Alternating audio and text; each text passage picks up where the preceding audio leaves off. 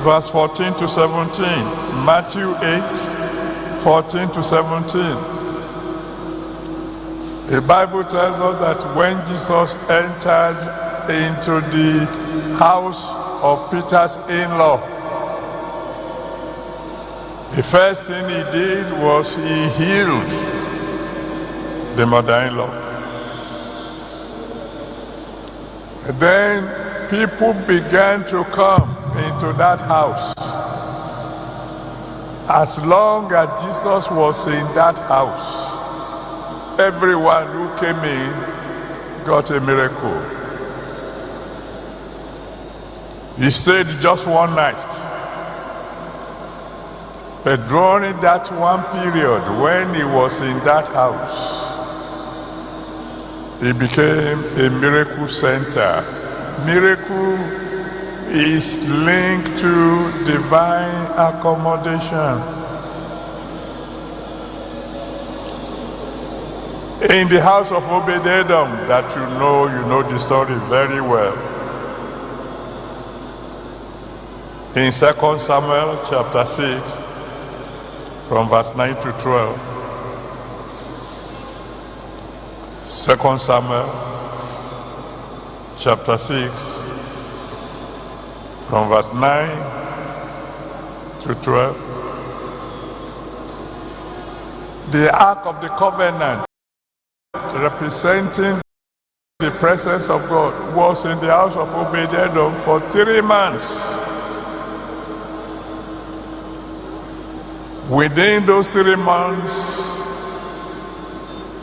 miracles happen on a daily basis, so much so that Obed-Edom became known throughout the nation for the blessings of God. All of you have house fellowships in your homes. The world will hear about you.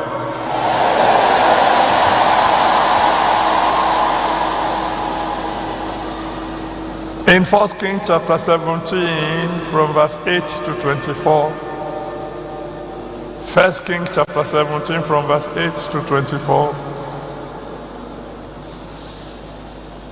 Elijah, representing God, was in the house of the widow of Zarephath for more than 2 years. And while the entire world was suffering, there was no lack in that house. Even death came into that house, and death was chased out. For as long as God was being represented in that house, it was victory all the way. You probably understand then why in 2 Kings chapter 4, 2 Kings chapter 4 from verse 8 to 17, 2 Kings 4, 8 to 17, the great woman of Shunem didn't just entertain Elisha. He decided, I better build him a house here. Give him an apartment. Just one smart. The result? She got what money cannot buy. I want to encourage those of us who are here, who are house fellowship leaders. Congratulations. Because God will reward you. He will reward you with what money cannot buy. But there's something far, far superior than just a house fellowship leader. And that's what the house fellowship itself, to be located in your house. Because where God is located, there will be victory.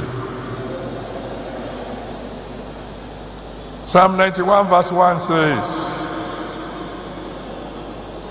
Psalm 91 verse 1, he that dwelleth in the secret place of the Most High shall abide under the shadow of the Almighty.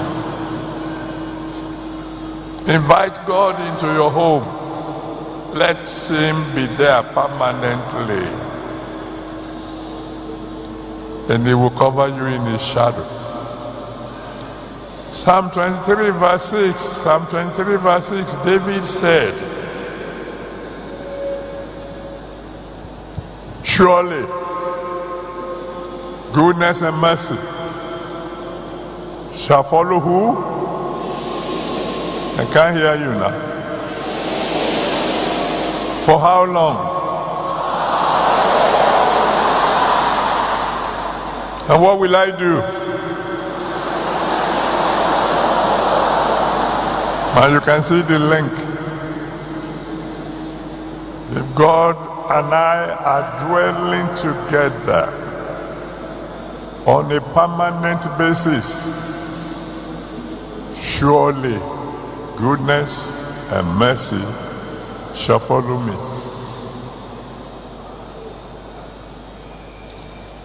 I will tell you two stories, true stories.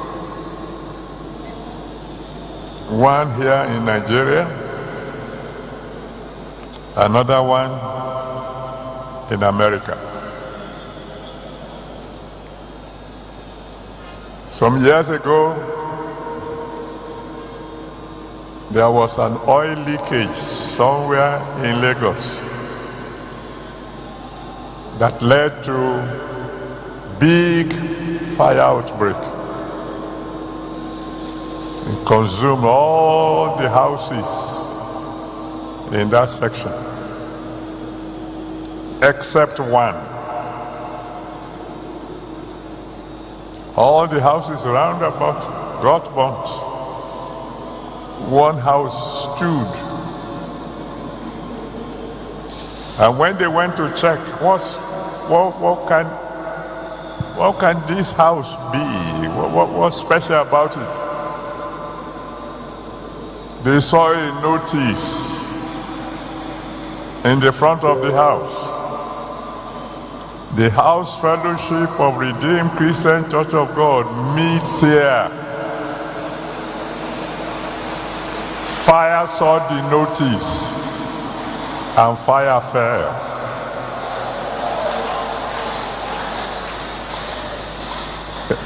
Another one happened, similar one.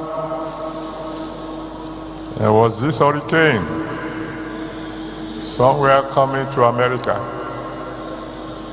My children cried to me and said, sir, the hurricane is coming directly our way.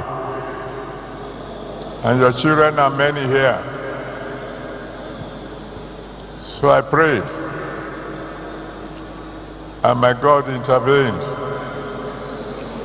He turned the hurricane upward and backward. It missed the nation. But it has come so close that it brought so much rain to the line, to the coast. And so there were floods, water of rain in the town closest to the sea. A couple of years later, I was visiting. And I went to visit a friend of mine that I had known for a long time. And they were sharing this testimony that the flood was so much, it flooded every house. Water beyond window level. And there were 15 houses in that street. House number 1, 2, 3, 4, 5, 6, 7, 9, 10, 11, 12, 13, 14, 15 were all flooded. But house number 8 was left untouched.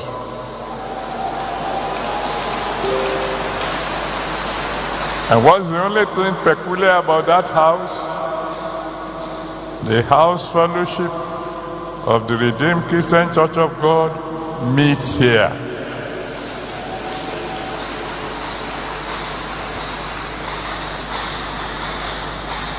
I know somebody will say, ordinary coincidence. I agree.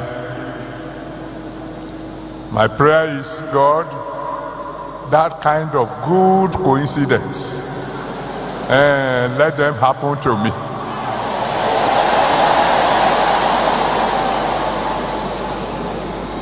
Thank you for what you're already doing. God is watching. Someone said, what's wrong with these people attending to the Redeemed Christian Church of God? Today, their stupid father will ask them to fast 100 days. Tomorrow, fast 50 days. Next time, fast 40 days. Say, what's wrong with these stupid people? Why don't they get out of the church? They don't know. They don't know there's a cover over us. They don't know. They don't know we're a covenant church. They thought we are stupid. But there's blessing in our stupidity. Let me hear somebody shout hallelujah.